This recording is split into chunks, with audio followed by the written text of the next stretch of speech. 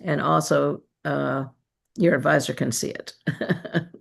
Yeah, Okay, over to you, Nick. awesome. All right. Well, thank you all for having me.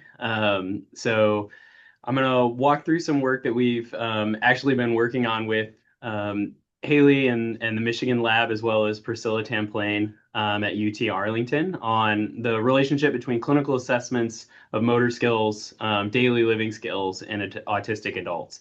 I'm not going to talk too much about the adaptive behavior just for time, although um, now that I have the whole hour apparently. I maybe could have added that back in, but so we'll go ahead and go from there. So just I know most of you probably know this, but for anybody that doesn't, some general autism facts at this point. So right now the prevalence rate is 1 in 31 children, or about a 3.25%.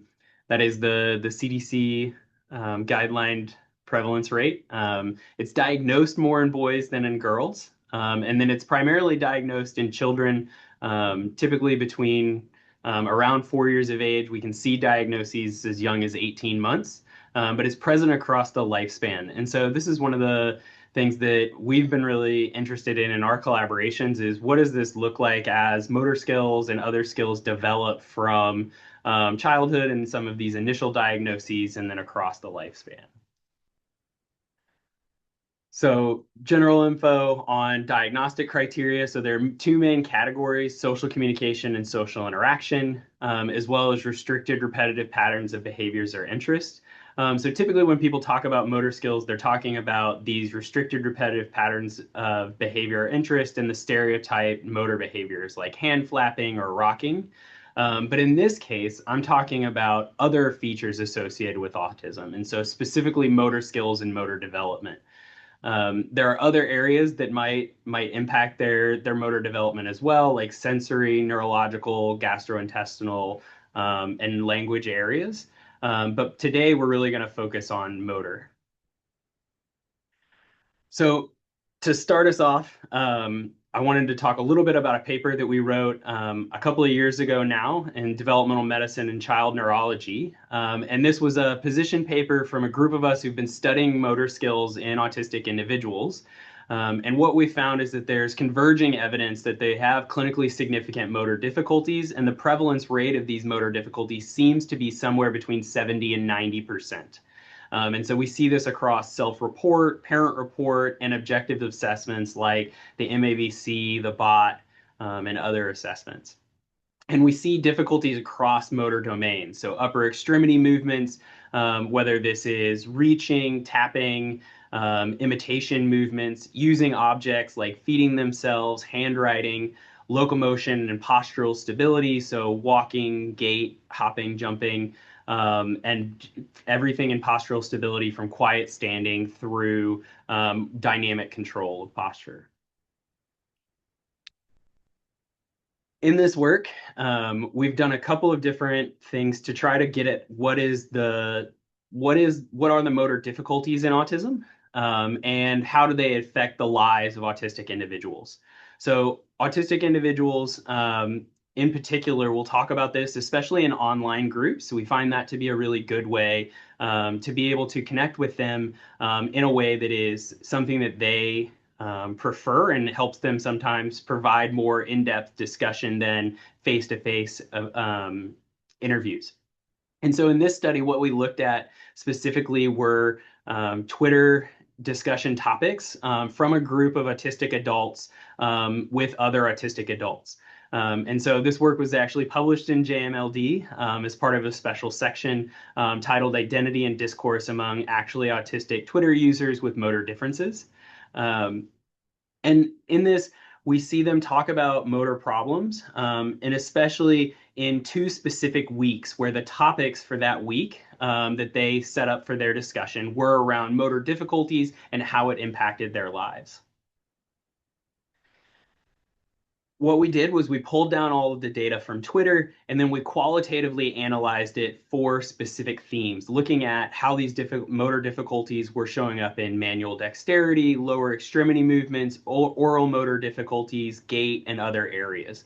The three that we primarily saw for this study were manual dexterity, lower extremity movements, and oral motor skills. Some examples of those, paraphrase, things like manual dexterity might be typing messages can be hard because my fingers won't press the button or will keep pressing the button once I start.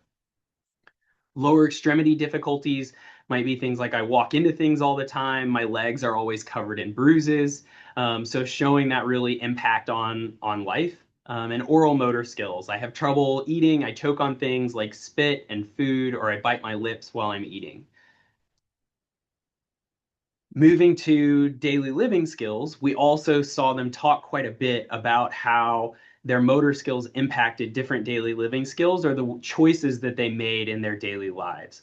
So here, for things like manual dexterity, they might say things like, I have trouble coordinating my fingers, so learning to play an instrument is hopeless. So a barrier for them to be able to access an activity that they may otherwise enjoy or want to perform. Choosing where they're living. So one person said, I have difficulty navigating steps and I can't live in places with ice or harsh winters because I fall on slippery surfaces.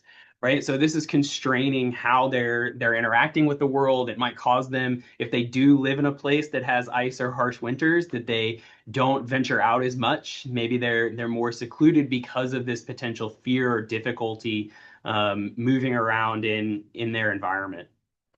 And then lack of access to physical activity. So I've tried yoga and jogging for exercise, but any type of physical activity is immediately exhausting for me. So one of the things that we hear from a lot of autistic adults is that when they try physical activity, a lot of the times it takes a lot of conscious effort for them to be able to perform some of the movements that are required for that specific exercise. And because of that, it often becomes mentally exhausting even before it becomes physically exhausting for them. So in part of this, we wanted to see whether this quantitatively was replicable across a large number of studies. And so my graduate student here at LSU and I have been performing a systematic review and meta-analysis of the relationship between motor skills and daily living skills. So in this, we found 3,450 articles that use specific terms around motor skills and daily living skills and autism. After screening all of those and pulling out specific effect sizes for correlations between motor skills and daily living skills, we found 16 correlations across 12 independent studies. And from those studies, there were 17,357 total participants. But interestingly, they were all between 2 and 16 years of age. So we didn't specifically exclude for adults in this. There just weren't any papers on this specific topic in adults with autism. So that was one of the things that what has been an emphasis for this new project that I'm going to talk about in just a second. And so from this meta-analysis, we found a pool R of 0.58, so a correlation of 0.58, which is a fairly strong correlation, with a range of 0.46 to 0.68. I take it back, confidence intervals of 0.46 to 0.68, and a range from 0.25 to 0.89 across the studies. And so across all 12 studies using different types of assessments, so some of these studies used the MABC, some of them used DOBOT, some of them used daily living skills assessments like the Vineland, which I'll talk about in a minute. We saw some other assessments like the PEDICAT, which is a disability inventory. Across those, we see similar correlations reported across groups and studies. So that brings me to the current project that I wanted to talk about today. So this current project is a collaborative project with Priscilla Tamplane at UT Arlington and Haley Miller at the University of Michigan. Others at Michigan with their whole lab here also participated. So Juliana was really critical in coordinating all of this. So thank you for that. And today I'm going to talk about the data from our first 20 autistic adults. And so in this, we had 13 females, 6 males, and one person that chose not to answer. And we were really interested in examining specifically the MABC3 scores, band 3, in this 18 to 23, 24-year-old age range. And so what we found is that we tested 19.97 years of age, with a range of 18 to 24 years, roughly. For the data, I'm going to primarily talk about the data for participants between 18 and 21 years of age. So we'll actually have closer to 17 participants for this, just so that we had percentiles and standard scores across all of the groups. The goal of this study was to determine the efficacy of the MABC3 band 3, detecting motor problems in autistic adults, and then looking at that relationship between the MABC3 and clinical measures in the Vineland-3.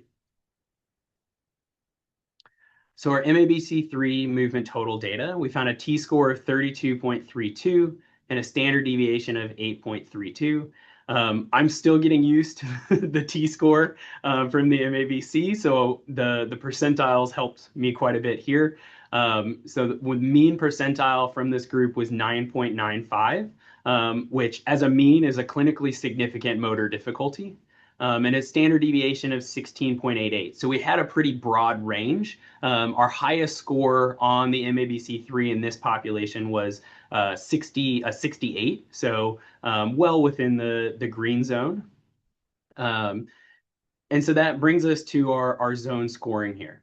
So we found that 4 participants, or 20% of our sample, had green zone level scores, so no potential motor difficulty at this point. 1 had amber zone score, which indicates the potential for motor skill difficulties, and something that we may want to follow up with. And then 15 of our 20 participants had red zone score, so indicating a clear, clinically significant motor difficulty in adults. And so this prevalence rate matches pretty well what we see in autistic children. So if you remember from our paper in developmental medicine, we found that somewhere between 70 and 90% of autistic children have clinically significant motor difficulties. And here we're seeing, at least in this small sample, around 75% of autistic adults. Next, I want to move to the MABC3 subscale of the manual dexterity. So for me, one of the things about daily living skills that we see a lot talked about by autistic adults is difficulties with these fine motor or manual dexterity skills. So difficulties feeding themselves, buttoning their clothes, tying their shoes, cooking, those kinds of skills. And so what we saw from that manual dexterity score was a t-score of 41.24 and a standard deviation of 11.97. So a little bit higher than our movement total score, but not drastically so. And then we also looked at their self-reported daily living skills score. So this is a clinical assessment battery that our autistic adults filled out, and we saw a mean standard score of 101.24. This is actually fairly high for this population. Typically, the mean on the Vineland-3 daily living skills score is 100. And so typically we see a lower mean standard score for this specific subtest than we do here. So just keep that in mind as we move forward. So the first data I wanted to show are our MABC3 movement total scores correlated with our Vineland daily living skills score. So here what we actually found was no correlation. So despite what we saw in our meta-analysis and systematic review with children, we see here that our 20 autistic adults did not show a correlation between their movement total t-score and their daily living skills score.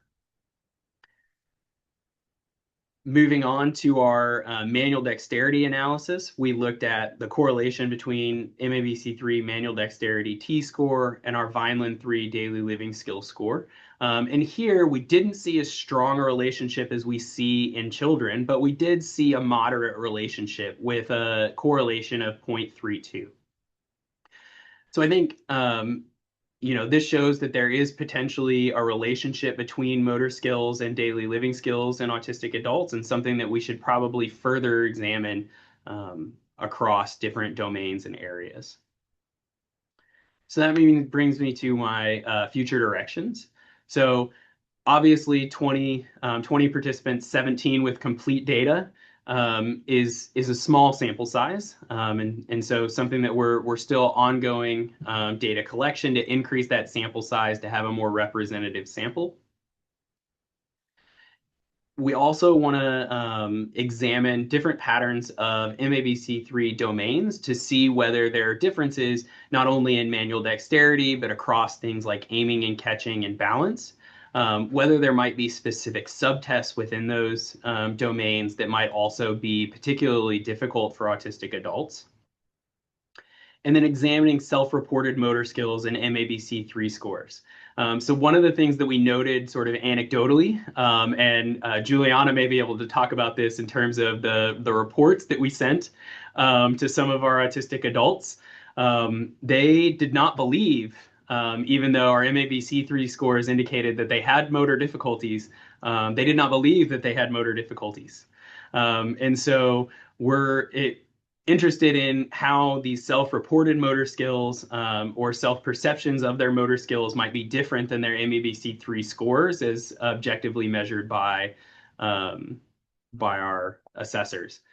So that may also be something that we look at in the future. Additionally, taking that into account, examining the MABC3 scores with caregiver versus self-reported Vineland scores.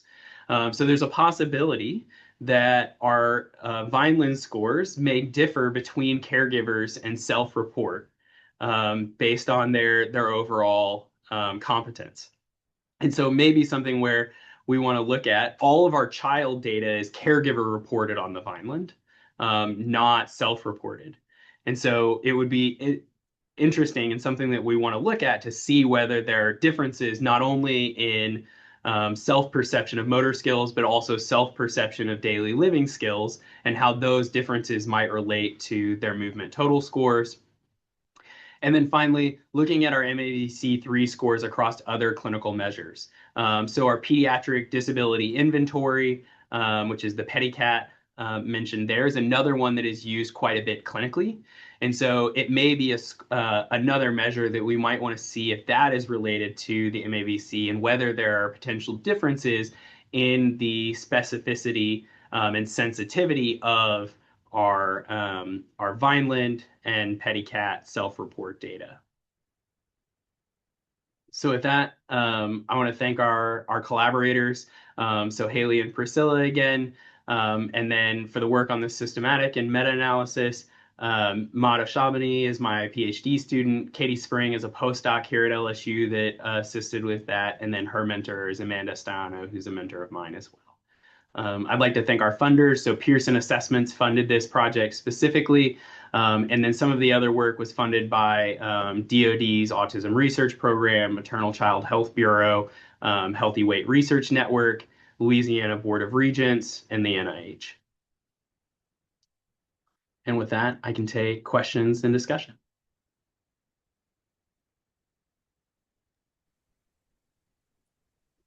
So Jane, do you want me to take over from here? Okay. Well, thanks. Thank you, Nick. That was super interesting. It looks like we're going to have a pretty constrained discussion, I guess, just given who's here. So I wondered, because you deferred to the Michigan lab earlier, if anybody wanted to weigh in from the Michigan group before I guess I weigh in and potentially Jane. Yeah, I can. Sorry. Am I? Oh, I think I'm frozen. Okay, hi. I'm Juliana. Sorry, my laptop's up here, so I'm kind of out of the camera range. But yeah, like Dr. Fear said, this is still kind of an ongoing data collection. So we've upped our numbers a little bit. We're still going. And yeah, I think I like the future directions. I'm also interested in how self-reported daily living skills would differ from like a caregiver or like another like third-party perspective of daily living skills. Because I think that's another thing I was thinking about with pediatric, like kids versus adults, is that I think adults kind of develop compensatory strategies that kind of they might not like notice them having problems with their daily living skills because they've developed compensatory strategies. So I guess that's something I wanted to ask Dr. Fears. Like, do you think that plays a role in how people are reporting on the Vineland, self-reporting on the Vineland? I think it likely does. So I do think, and just anecdotally from some of the conversations we've had with some of the autistic adults, I think that there are some who very clearly recognize some of their difficulties when you ask them follow-up questions about certain difficulties. So thinking about specifically one example of an adult we spoke with, talked about difficulties with tying shoes, but the the initial ask was, "Do you have difficulty with tying your shoes?" And the response was no. And we were like, "Oh, you never have like shoes with slick or thin laces that are maybe difficult to tie or something along those lines." And the response was, "Oh no, I just don't ever wear shoes with laces." And so then it was like, "Oh, well, why don't you wear shoes with laces?" And it was like, "Oh, well, I have a really hard time tying strings together, so I just don't wear them. So I don't have difficulty with them in my daily life because I just Because I avoid them don't wear altogether." them. Yeah. Uh, Okay. so I think that there may be some adaptation that needs to happen with the way some of these questions are asked in the autistic adult population. Yep, thanks, Juliana. Nick, would you mind just going back to the slide where you've got your future directions? Because I think that's a good slide for us to be focused on. And I've got to say that I was thinking exactly the same way Juliana was about this relationship between the different tests. And I was wondering if you could elaborate a little bit more first on the skills, the nature of the skills that are tested in the Vineland. So obviously you've given us the example of tying shoes, but how many skills does it assess? And it's basically just can you do it or not versus how you do it? So yes, it is not ask how they do it. It is so it assesses a really broad range. So the full Vineland, which I didn't get into today, covers everything from communication and social skills, daily living skills. Maladaptive behaviors is one of the other groups, and they have a small motor skills assessment as well, that's for younger children. Um, but in adults, a lot of the questions really range from having difficulties bathing themselves, dressing themselves, cooking, to sometimes more complex skills like driving or grocery shopping, counting money. It has kind of a broader range. So it's not all motor dependent daily living skills. But there are a number, just given the impact of motor skills on most of our aspects of our lives. It typically has a pretty broad range of types of motor skills, or motor related behaviors that are assessed. Does that help clarify that? Oh yeah, definitely. So Nick, a friend of mine has an autistic son, and he's a gamer. So Mhm. have you looked at how they do that? I mean, that's a hand-eye coordination skill that's, he now has a chair that helps him steady his body. That was what he wanted for Mhm. Christmas, but Yeah, we have not gotten into some of these um, highly repetitive, sort of like or highly practiced skills. So it is something where we do see this across a number of autistic adults where um, even within sort of that manual dexterity range of tasks, so bimanual tasks or unimanual tasks, or they have highly practiced skills that they are able to learn pretty effectively. Um, we have not examined that at this point, and I don't know of any literature that does yet. I It think might be that's something, something, should be something you and look into, especially with the boys, you know, yep. because her son is just, he works at a store shelving things, and Hmm. but when he gets home, he is on his computer the whole time. Yep. Yeah, and I think it's really so that one of the things that we go back and forth on a lot of this Haley and I do is exactly the chair and the seating that you mentioned. So that seated postural control, what potentially is driving some of these fine motor differences, whether it is some of that seated postural control that's causing downstream fine motor difficulties because they don't have a stable platform to function with, or is it something about the visual motor integration and some of these more complex manual dexterity skills that might be more impactful for them as they become adults, or is it a combination of the two? I would guess it is likely, given what we know about autism in general, there's likely a heterogeneous um, phenotype in this space. There are probably autistic adults that have strengths in different motor domains, or have learned to compensate in different motor domains that help them build those skills more effectively than some of their peers. Yeah, I would probably jump to the same conclusion, I think, Nick, that it's going to be some sort of combination of the two.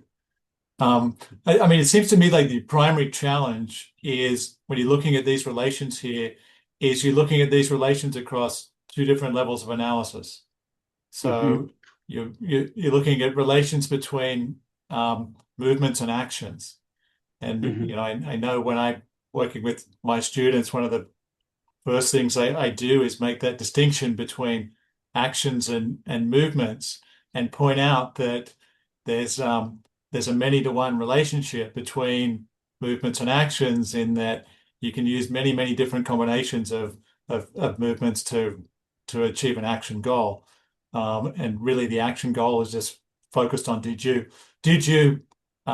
change the environment in some way or change your relationship to the environment? It's agnostic in terms of exactly how you did it. So Hmm. that's obviously going to be a big challenge, but that makes me wonder um, what what the end goal is for you in terms of finding this relation. So if let's say there is a relation between one of the tests or the subtests and how they perform in these activities of daily living, what will you then ultimately do with those data? Um, and just related to that, if activities of daily living are really the concern, um, Hmm. does the movement stuff really matter that much?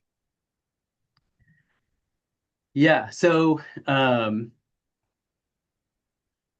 I'll sort of take that sort of in two pieces. So the first piece, not with this specific project, with another project we're looking on, we are working to break down the movements and looking using a motion capture and eye tracking to look at more biomechanical assessments of the movements underlying some of these activities of daily living. It's just not quite ready for. We're still processing some of the data in that space. The other piece, I think one of the things that we consistently come back to is um, in the larger population. So here with the smaller sample, we didn't see difficulties in daily living skills self-reported. Typically we do. So typically we see that the average is 1 to 2 standard deviations below the normative population. Um, and that is there have been a number of studies that shown that that's not related to IQ specifically. And so there's been talks for a while about this IQ adaptive behavior or daily living skill gap for autistic individuals. And so Haley and I had another paper that looked at this and found that motor skills, and in particular manual dexterity skills, were predictive of their activities of daily living, even when controlling for autistic features, IQ, um, and age.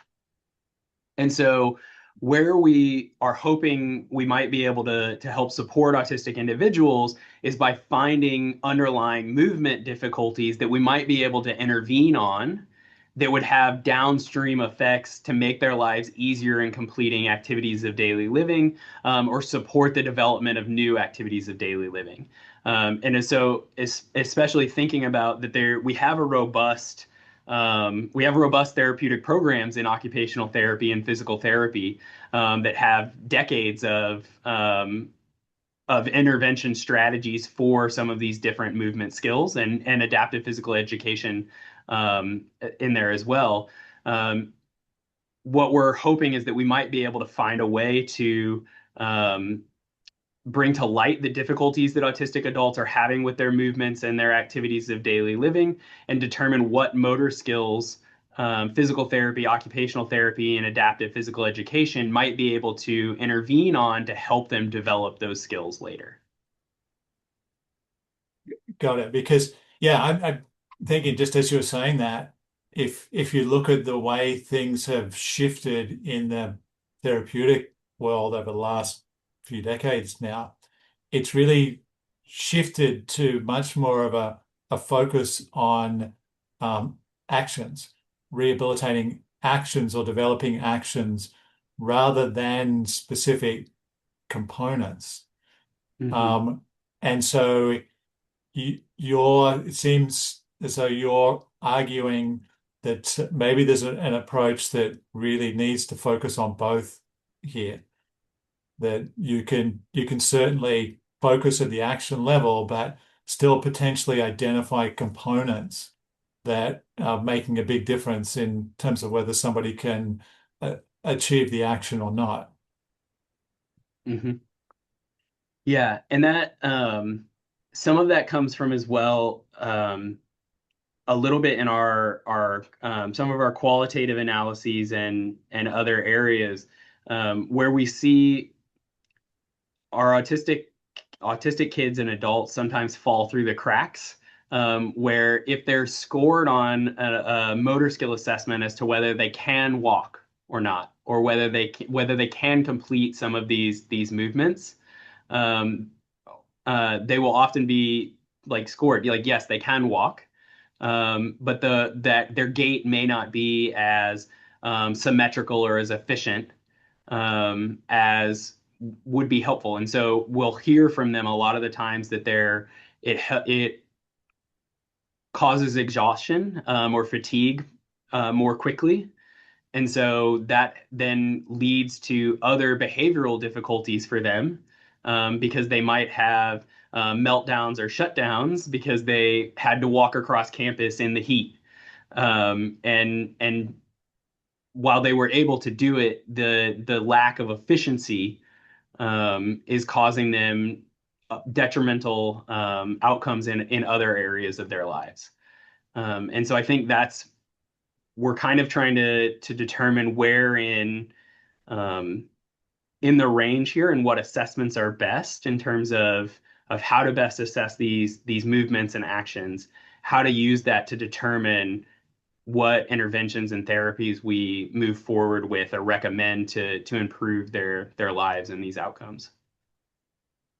Yeah, and it sounds like to me too that the focus is really on identifying which of the specific motor skills inventories or movement inventories is going to be most helpful here. But you're constrained obviously too by the Vineland that you're using, and that seems to have a lack of specificity.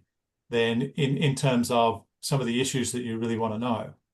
So, if in an ideal world, as you're kind of alluding to, you'd probably want another assessment at the action level that just provided more specificity in terms of Hmm. not just can you do it, but identifying specific components and saying, are you potentially having issues with this component or that component, or specifically getting at this idea of compensation.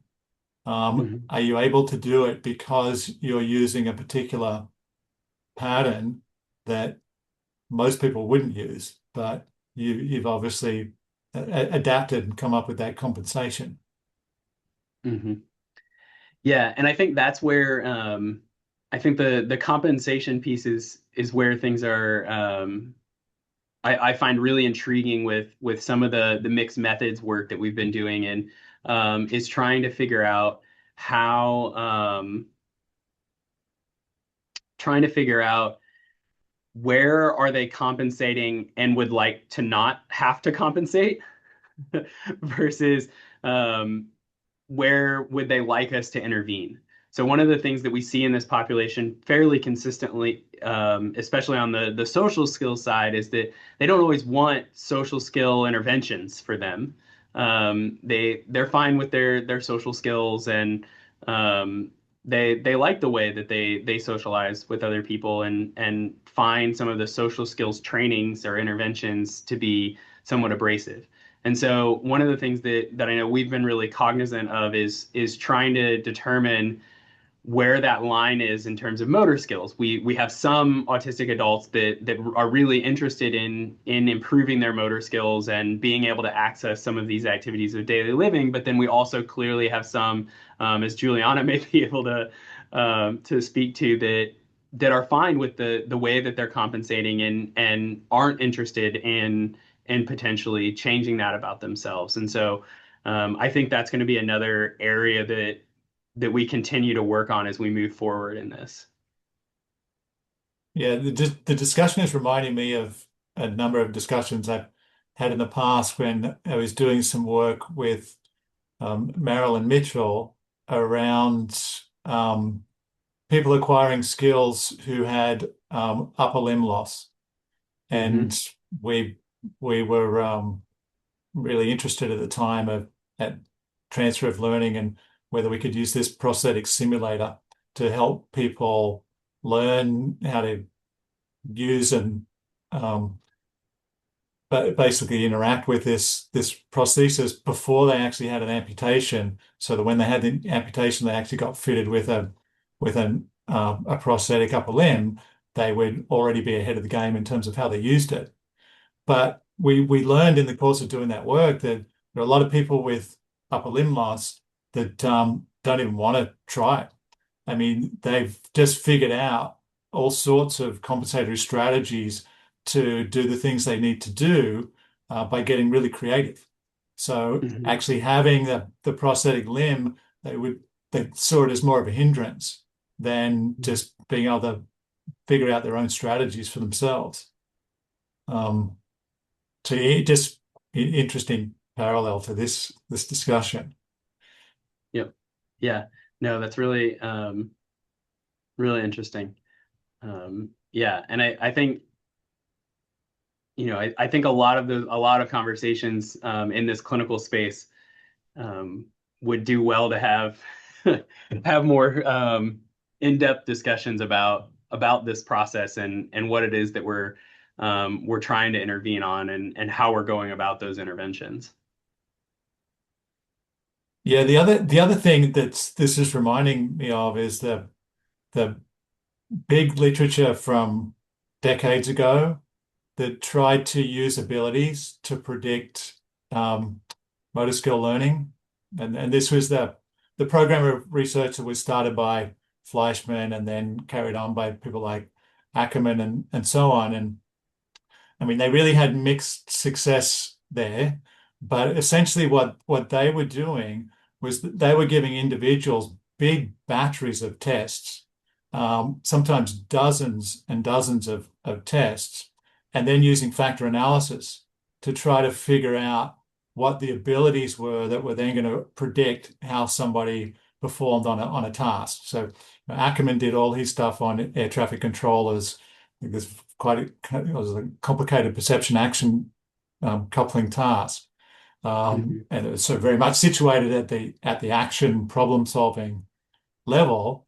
And again, he had some success in predicting which combinations of abilities or which factors would then relate to ultimate performance. But it was a really complicated process. And again, a big time consuming process too, because Fleischman and Ackerman were literally giving people dozens and dozens of tests to try to figure out what these abilities were, and then obviously using a statistical methodology to try to get to the abilities that were most critical here. And of course, your approach here is much more constrained than that, using the tests that you have. But this made me think of that and the complications here in terms of what it is that you're trying to do. So, David, you may remember that a lot of that was funded by the government to find out who would be the best pilots. Yep. Yep. It's Yep. a little history from us old folks. Mhm. Yeah. Well, so that reminds me a little bit of some of the work that Haley and Priscilla and I have again been working on that is transdiagnostic in this space. And so one of the with one of our consortiums on motor behavior and neurodivergence, we're trying to collect MABC2 and 3 data, bot data from a wide range of different diagnostic categories to see whether they're, and we're collecting other data as well, but with the interest of seeing whether there are patterns that are transdiagnostic or overlapping some of these overlapping potential groups using different types of cluster analyses to see how some of these looking at some of these actions rather than the global diagnosis might be able to help us determine where or how we think about these approaches therapeutically.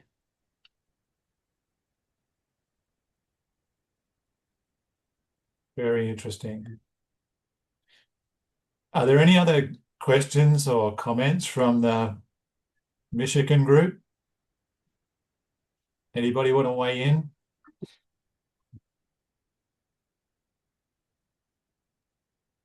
We're enjoying listening. I don't think we have any specific questions right now, but yeah. It is interesting hearing about the kind of the studies that you were talking about, kind of comparing them to what we're doing. So it is cool. I was curious how long it took to sit through the 3,400 articles that you mentioned on the presentation. Yeah. Uh, let's see. So the first round, they went through about in a semester. Okay. Um, yeah, the first pass. So typically, with that, they'll go through. Here, I can click on that. Where's it? Yeah. So the first pass, they screen by title and abstract. So it's quite a bit more efficient, and there's some decent software that helps accelerate the process. Okay. But it took them about a semester, I would say, to go through the 3,400. And then they brought me in and I broke all. So both Katie and Mata coded all 3,400 each. And then I came in and broke anywhere they had disagreements and broke the tie. And then I would say the review and the data collection of the full text was probably another semester for the 147 articles or so that we went through in that process. That Did determining you how and what exactly measures were that was a little more difficult. did you use an AI? Because we listened in on a talk one time, and you can put a PDF in, and it will find all the PDFs that are exactly like it. Yeah. We did not use AI in this case. We used a pretty traditional Right.